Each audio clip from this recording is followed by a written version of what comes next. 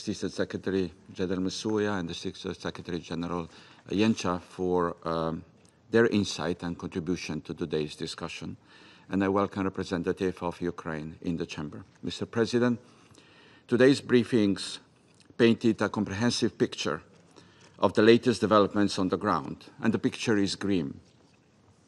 Civilian casualties are on the rise. Homes, schools, and hospitals continue to be destroyed. To top it all, there is no end in sight to all the death and suffering. Since the beginning of the year, Russia has been escalating its aggression. By March, Russia was launching more than 1,000 drones and missiles per week, terrorizing Ukrainians in their homes and shelters night after night.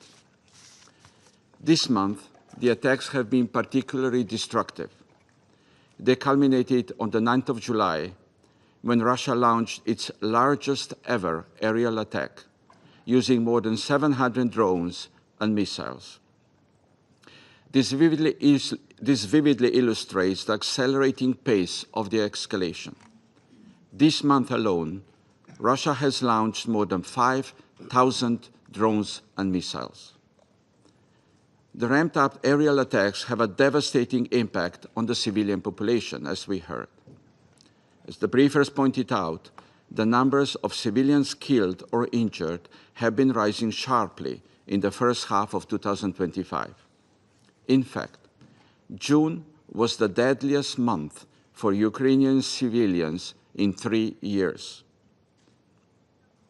In addition to all this, civilians across Ukraine are each day exposed to arbitrary detentions, torture, executions, and sexual violence. These acts are an obvious violation of international humanitarian law. Slovenia condemns the aggression and the latest escalatory steps, Mr. President. Slovenia welcomes all diplomatic efforts toward a just and lasting peace in Ukraine, including the latest meeting between the two countries held last Wednesday.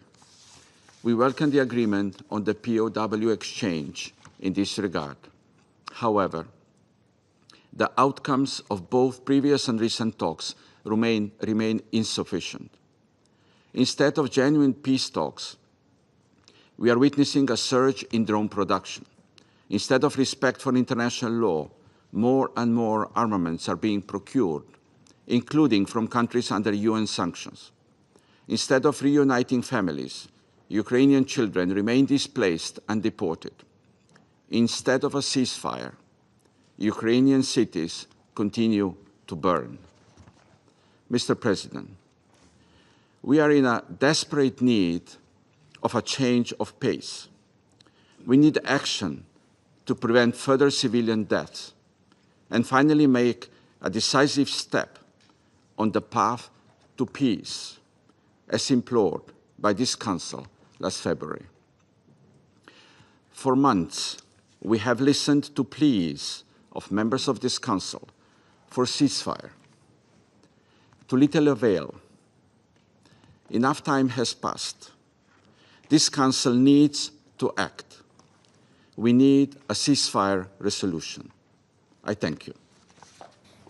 I thank the representative of Slovenia for the statement, and now give the floor to the representative of Denmark. Thank you, Mr. President. And I would also like to thank Assistant Secretary Yencha and Assistant Secretary General Masuya for their briefings. Colleagues, we are once again gathered in this chamber to address Russia's ongoing illegal war of aggression against Ukraine.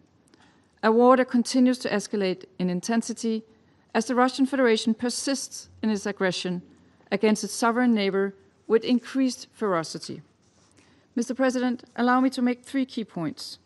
First, in recent weeks, we have witnessed the most severe attacks against civilians across Ukraine in over 3 years.